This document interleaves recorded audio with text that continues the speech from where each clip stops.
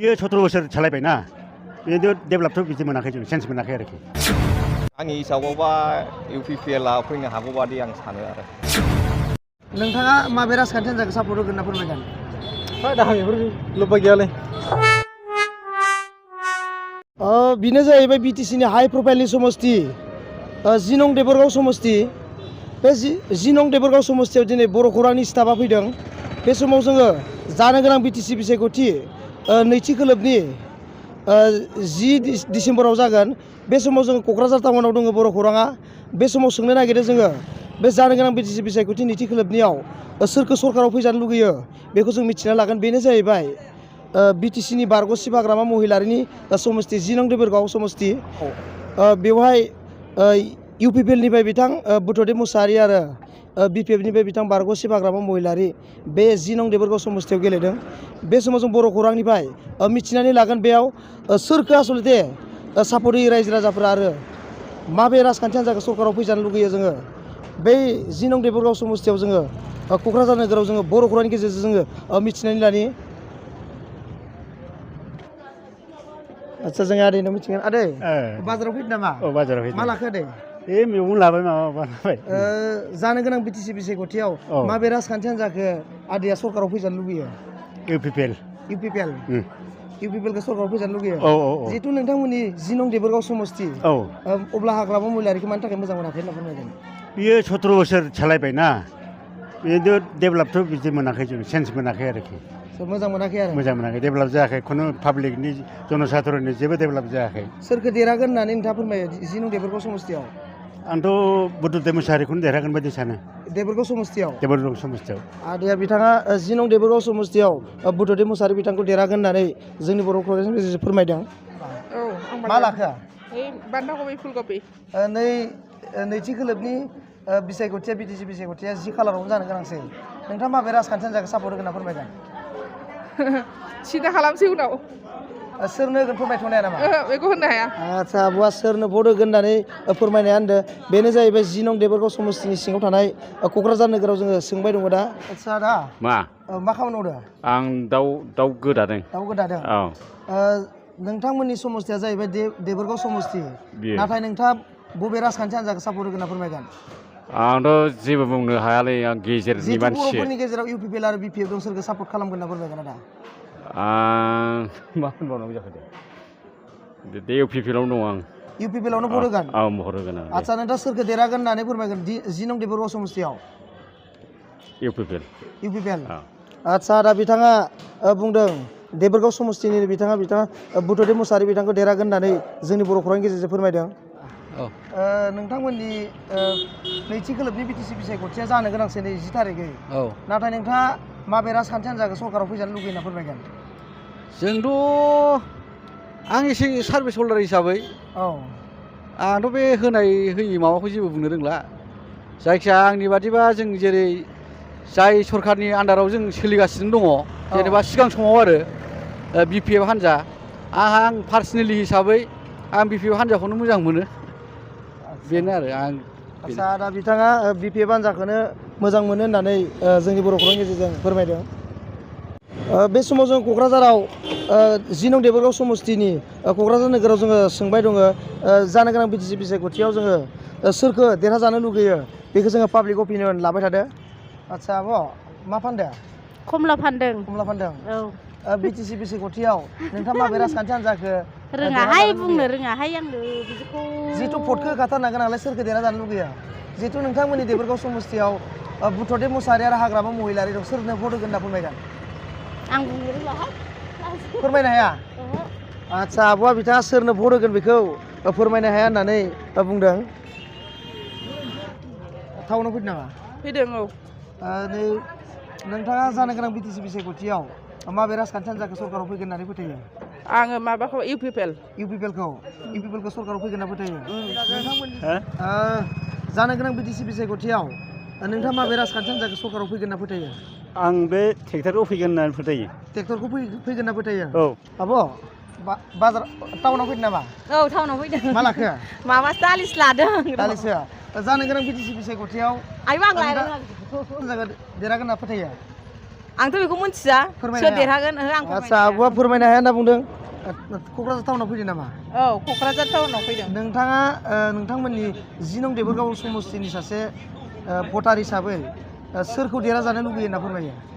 जायखौ मोजां खामानि मावग्रा बेफोरखौ देरहाजानो सोरखौ लुबैयो मोजां खामानि मावग्रा होनना फोथायो जिहेतु बर'फोरनि गेजेराव UPPL आरो BPF दं इउपिपिएलआनो मोजां खामानि मावो दा बेफोरखौ देरहाजानो लुबैयो UPPLखौनो देरहाजानो लुगैयो औ देरहाजानो लुबैयो निस्सय नोंथांमोननि देबोरगाव समस्तियाव बुद्धदेब मुसाहारिया देरहासारनो हागोन ना देरहाजानो लुबैयो औ बेखौनो देरहासारगोन होनना फोथायनाय दं नोंथाङा औ फोथायनाय दं आदसा बिथां मादैया बुंदों 10 नं देबोरगाव समस्तियाव बुद्धदेब मुसाहारि बिथाङानो देरहासारगोन होननानै फोरमायदों देबोरगाव समस्तियाव थारैनो हाग्रामा महिलारिया देरहागोन ना बुद्धदेब मुसाहारिया देरहागोन बेखौ जोङो रायजोफोरनाव जों क'क्राझार टाउनाव जोङो पाब्लिक अपिनियन लानाय हाबाफारिया जोंनिया सोलिगासिनो दङ आदसा आब' टाउनाव फैदों होनबा औ जानो गोनां BTC बिसायख'थियाव नोंथाङा माबे राजखान्थि हान्जाखौ सरकाराव फैगोन होनना फोथायो जिहेतु बर'फोरनि गेजेराव UPPL आरो BPF दं सोरखौ फोथायो आं बुंनो रोङाहाय बिदिखौ बुंनो रोङा नोंथांमोननि 10 नं देबोरगाव समस्तियाव दा माबे राजखान्थि हान्जानो भट होगोन होनना फोरमायगोन जिहेतु भटखौ होखाथारनांगोन नालाय मा फोरमायगोन आब' आं बुंनो बालायलांहाय बिदिखौ फोरमायनो हाया औहाय होगोन जों लागोनाबा मालाय बे आदसा आब' फोरमायनो हाया होनना बुंदों आदसा मादै जानो गोनां BTC बिसायख'थियाव सोरखौ सरकाराव फैगोन होनना फोथायो जानो गोनां BTC बिसायख'थियाव माबे राजखान्थि हान्जाखौ सरकाराव फैजानो लुबैयो दा जिहेतु UPPL आरो BPF दं सोरखौ फैजानो लुबैयो दा बे दा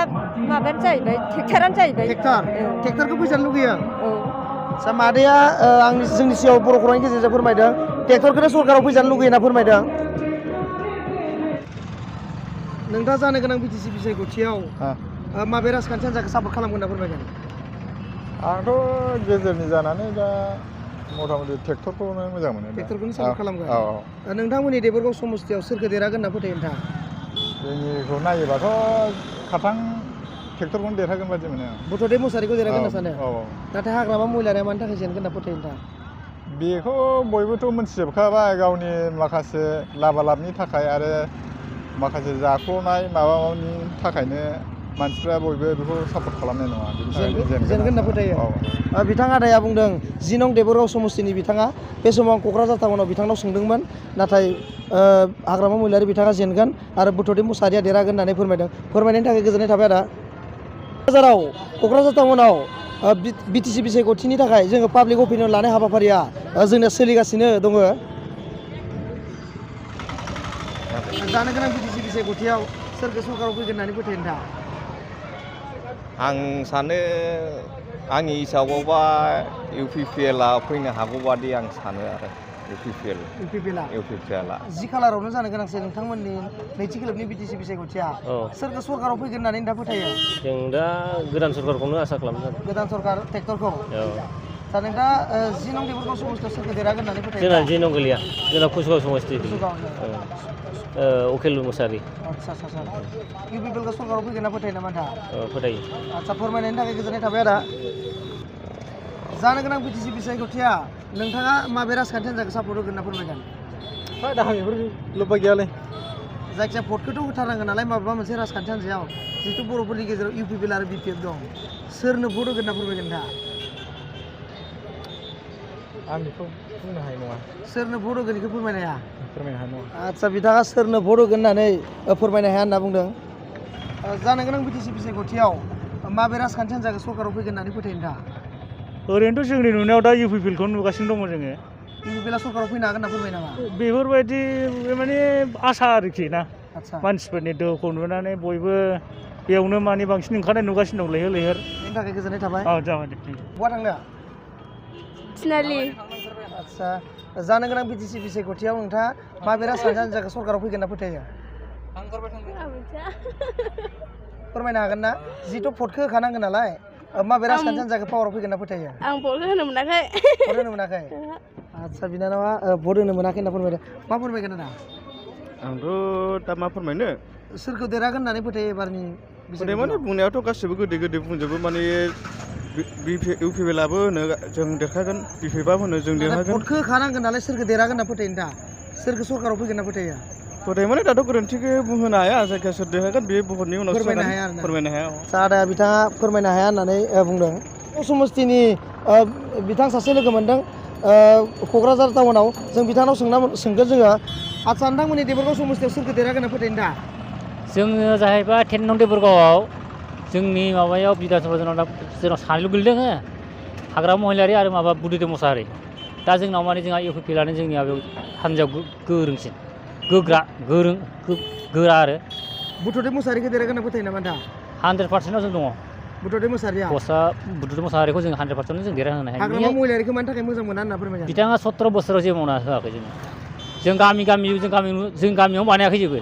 आरो बे टाउन एरियायावथ' मा बुंबावनो दाबो एरिया नायबानो जों नुजोब्बाय